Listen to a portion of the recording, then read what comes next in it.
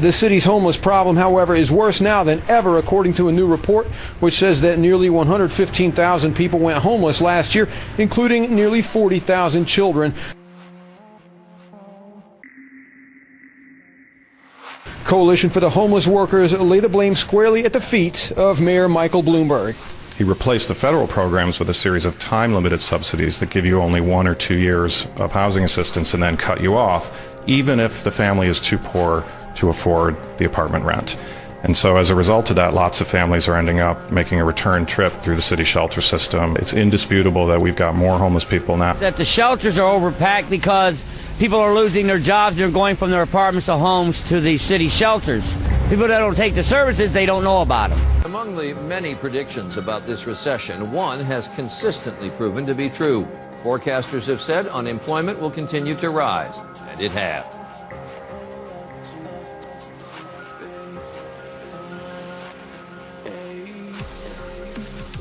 Today, the government reported another 467,000 jobs lost in June, taking unemployment to 9.5%, and that's the highest level in more than a quarter century.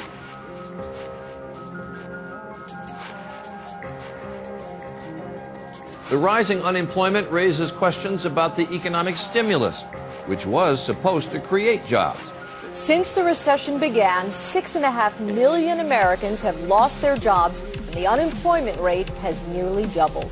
An unusual turn of events involving a Vero Beach homeless man who was attacked on camera. It's the disturbing video gone viral. A homeless man in Vero Beach, sucker punched by a man, filmed by another man, then posted to Facebook. Advocates for the homeless say this is actually more common than you think, that slapping the homeless for money is sort of a game. They recently just passed a law. They made it a law. It is criminal in the city of Columbia, South Carolina, to be homeless. And they are actually arresting the homeless and shipping them to encampment centers. I mean, this is stated in an article on the Huffington Post. And amazing. Give us the headline, because that's big. If they're making them go there, that's the beginning of the camps, and is what the Emergency Centers Establishment Act says they would condition people, because at first it'll just be poor people, and then it'll be everybody. What's going on is working poor, where families are living 10 to a house, and now Agenda 21 is trying to ban that. For the past 8 years, Dan Duvall has run a sober living center for about 30 homeless people on his 72-acre ranch. In California, a 66-year-old man was jailed Monday after being accused of illegally housing homeless people on his ranch in San Luis Obispo. Would you like to see all the executive orders that have been put into place to take over our nation, to have complete control over us, to take away our rights, round us up, and put us where they want us? Here we go.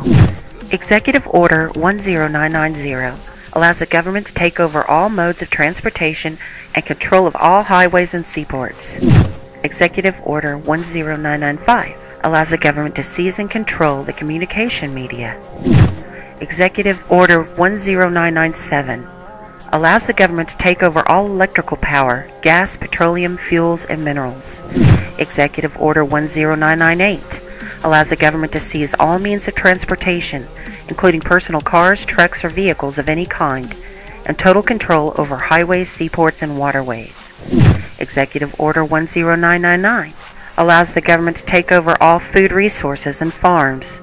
Executive Order 11000 allows the government to mobilize civilians into work brigades under government supervision. Executive Order 11001 allows the government to take over all health, education, and welfare functions. Executive Order 11002 designates the Postmaster General to operate a national registration of all persons. Executive Order 11003 allows the government to take over all airports and aircraft, including commercial aircraft.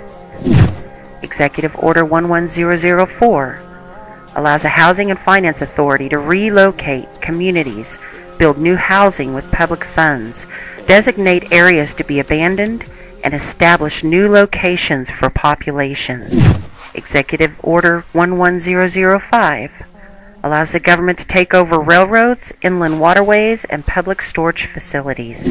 Executive Order 11051 specifies the responsibility of the Office of Emergency Planning and gives authorization to put all executive orders into effect in times of increased international tensions and economic or financial crisis. Executive Order 11310 grants authority to the Department of Justice to enforce the plans set out in executive orders, to institute industrial support, to establish judicial and legislative liaison, to control all aliens, to operate penal and correctional institutions, and to advise and assist the President. Executive Order 11049 assigns emergency preparedness function to federal department and agencies, consolidating 21 operative executive orders issued over a 15-year period.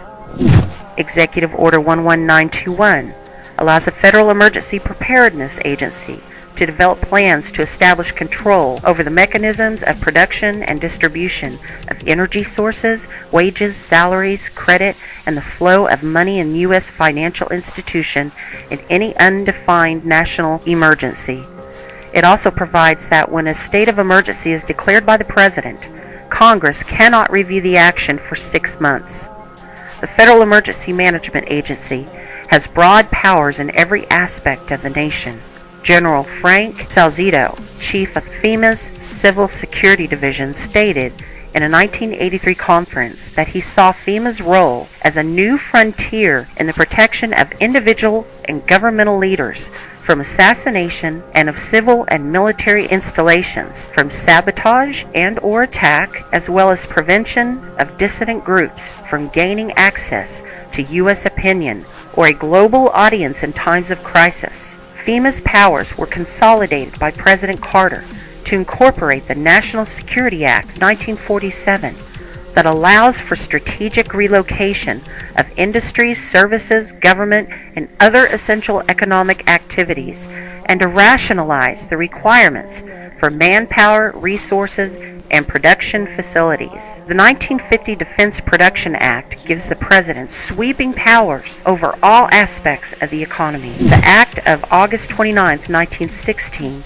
authorizes the security of the Army in time of war to take possession of any transportation system from transporting troops, material, or any other purpose related to the emergency.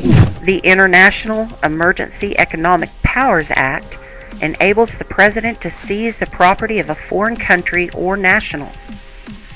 These powers were transferred to FEMA in a sweeping consolidation in 1979.